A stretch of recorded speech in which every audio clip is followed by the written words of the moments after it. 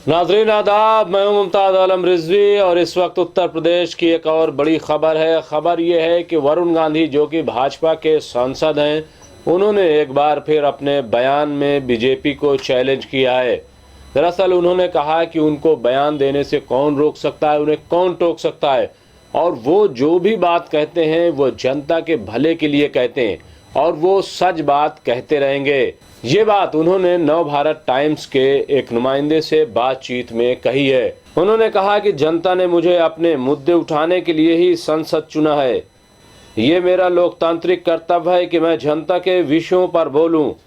मुद्दे पार्टी या सरकार की सुविधा देखकर या किसी को असहज करने के लिए नहीं उठाए जाते। मैं किसी डर या निजी लाभ हानि की दृष्टि से राजनीति नहीं करता। जनता के हित में बोलता हूं तो कौन रोकेगा, कौन टोकेगा। पार्टी में संवाद तो होता रहता है। मेरे विचारों को मानने से पार्टी को लाभ ही होगा। तो ये कहना है वरुण गांधी का, और ये पहला बयान नहीं है, बल्कि इससे पहले भी वरुण गांधी कई बयान दे चुके हैं जो कि मोदी सरकार के खिलाफ था, योगी सरकार के खिलाफ था। उन्होंने किसानों के मामले भी उठाए, उन्होंने नौजवानों के मामले भी उठाए और उन्होंने मुसलमानों के भी मामले उठाए, और इस तरीके के बयान उनके आते रहते हैं। और जो नवभारत टाइम्स के नुमाइंदे हैं नरेंद्र नाथ ने उनसे इंटरव्यू किया। उनसे जब सवाल पूछा कि आजकल आप लगातार किसानों और युवाओं से जुड़े मुद्दे उठा रहे हैं, एक स्वतंत्र आवाज के रूप में, इसे किस रूप में देखा जाए, तो उन्होंने जवाब दिया, जनता ने मुझे अपने मुद्दे उठाने के लिए ही सांसद चुना है। ये मेरा लोकतांत्रिक कर्तव्य है कि मैं जनता के विषयों पर बोलूं। यदि जनता की समस्याओं को मैं उठाऊंगा तो फिर चुनाव लड़ने, सांसद बनने, राजनीति करने के कोई मायने नहीं हैं। उनसे दूसरा सवाल पूछा गया कि आपने कई ऐसे मुद्दे उठाए जिनके बारे में कहा गया कि इससे आपकी ही पार्टी और सरकार असहज हुई। कोई खास मंशा थी क्या आपकी? इस पर उन्होंने जवाब दिया कि मुद्दे पार्टी या सरकार की सुविधा देखकर या किसी को असहज करने के लिए नहीं उठाए जाते। साल भर से किसानों का देशव्यापी आंदोलन चल रहा था। वे सड़क पर बैठे हुए थे। 700 से ज्यादा किसान इसमें शहीद हो चुके थे। उनकी पीड़ा को समझना चाहिए, इसलिए मैंने उनकी बात की। याद रहे कि वरुण गांधी जो कि भाजपा के सांसद हैं, वो क्या कह रहे हैं? वो कह रहे हैं कि 700 किसान शहीद हुए, जबकि सरकार मानती ही नहीं है कि किसान शहीद हुए। बल्कि हालत यह है कि अभी जब सतपाल मलिक ने प्रधानमंत्री से मुलाकात की तो प्रधानमंत्री ने कहा कि अगर मर गए तो क्या मेरे लिए मरे हैं। ऐसे में वरुण गांधी का बयान कि 700 किसान शहीद हुए अपने आप में एक बड़ी बात है। वो आगे कहते हैं उनकी पीड़ा को समझना चाहिए था, इसलिए मैंने उनकी बात की। हमें समझना होगा हमारे देश में लोकतंत्र है।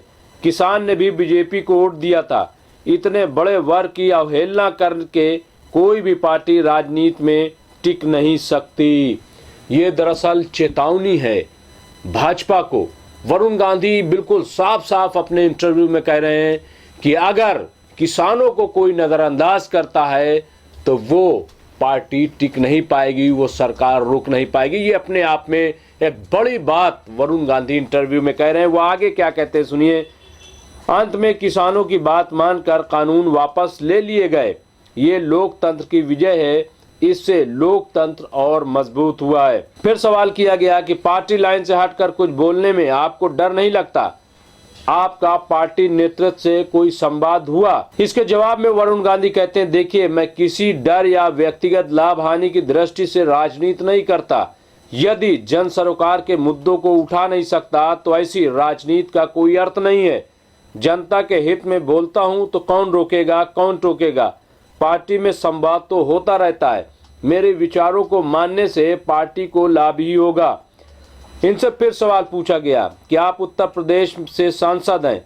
आपने अलग अलग मुद्दों को लेकर उत्तर प्रदेश के सीएम मुख्यमंत्री योगी आदित्यनाथ को चिट्ठी लिखी, क्या कभी उसका जवाब आया? इसके जवाब में वरुण गांधी ने कहा कि जवाब से ज्यादा महत्वपूर्ण यह है कि उनका हल निकलना चाहिए।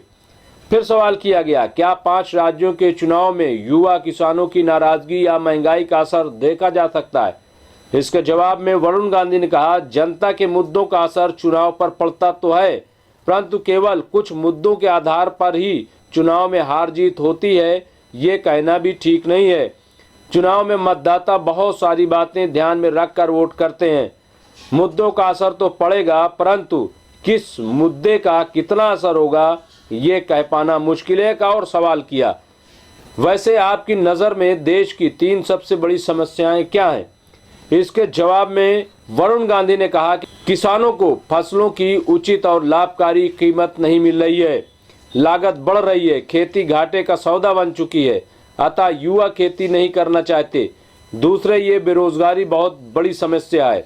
बेरोजगार युवाओं को उचित रोजगार उपलब्ध करवाना, उनकी ऊर्जा को सकारात्मक रूप से देश हित में उपयोग करना देश के भविष्य के लिए अत्यंत आवश्यक है। तीसरे, अर्थव्यवस्था अलग अलग कारणों से बहुत खराब स्थिति में है, जिसका दुष्परिणाम महंगाई, बेरोजगारी आदि के रूप में सामने आ रहा है।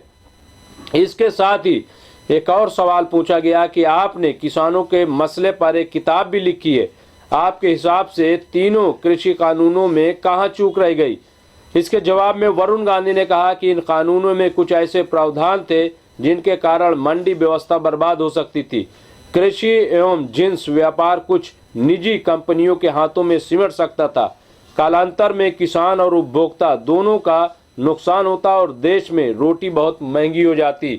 तो ये वरुण गांधी कह रहे हैं, जबकि आपको याद होगा कि प्रधानमंत्री ने जब 3 कृषि कानून को वापस लेने की बात कही थी, तब भी ये कहा था कि हमने जो कानून बनाया है वो किसानों के हित में है। वो बहुत अच्छा कानून था, लेकिन हम चंद किसानों को नहीं समझा पाए, जिसकी वजह से हम ये कानून वापस ले रहे हैं। इसका मतलब साफ है कि या तो प्रधानमंत्री गलत कह रहे हैं या तो फिर वरुण गांधी गलत कर रहे हैं, क्योंकि वरुण गांधी कह रहे हैं कि अगर ये कानून रहता तो आने वाले दिनों में रोटी बहुत महंगी हो जाती। यही नहीं बल्कि मंडी व्यवस्था चौपट हो जाती और किसानों का दायरा बहुत सिमट जाता। ये अपने आप में एक बड़ी बात है जो वरुण गांधी कह रहे हैं। सवाल ये है कि आखिर वरुण गांधी के पीछे कौन है? क्या वाकई उनके पीछे विपक्ष खड़ा है? क्या वाकई वो किसी दूसरी पार्टी में जा रहे हैं? और मैंने ही ये बात कही थी कि वरुण गांधी ममता बनर्जी से मुलाकात कर रहे हैं और बहुत जल्द वो तृणमूल कांग्रेस के हिस्सा होंगे।